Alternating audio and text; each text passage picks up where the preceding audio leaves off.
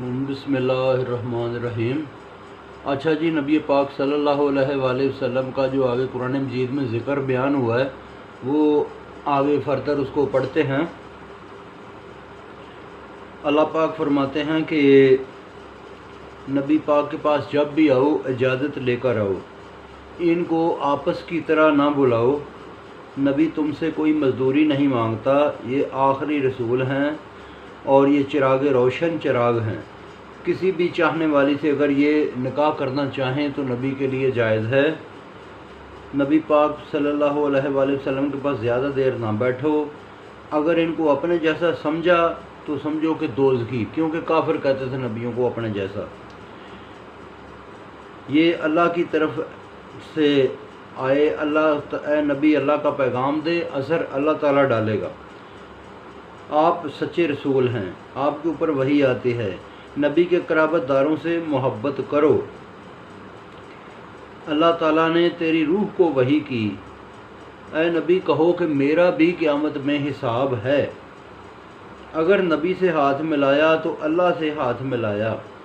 दरख्त के नीचे बैत करने वालों पर अल्लाह राज़ी हुआ। अल्लाह ताला ने ख्वाब सच्चा किया और मक्का फ़तह हुआ। नबी पाक के आदाब का ख्याल रखो। नबी पाक ने चाँद दो टुकड़े किया तो चाँद दो टुकड़े हुआ। कान में बात करनी है तो खैरात रखो। ईसा ने कहा कि अहमद आएगा। सादा लोगों में से रसूल आया।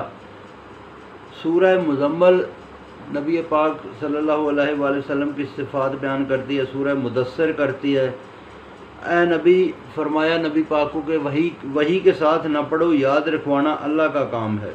चाहत पर सूरत दी। ये सूरह वद्दुहा जो है ये भी शान मुस्तफ़ा है।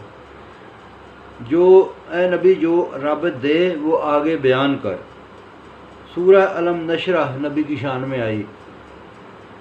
और ए नबी आपका दुश्मन बे औलाद रहेगा।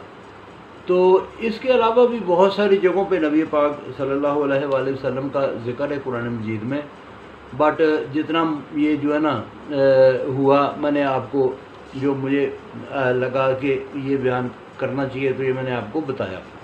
तो बहुत शुक्रिया, बाकी फिर सुनाऊंगा।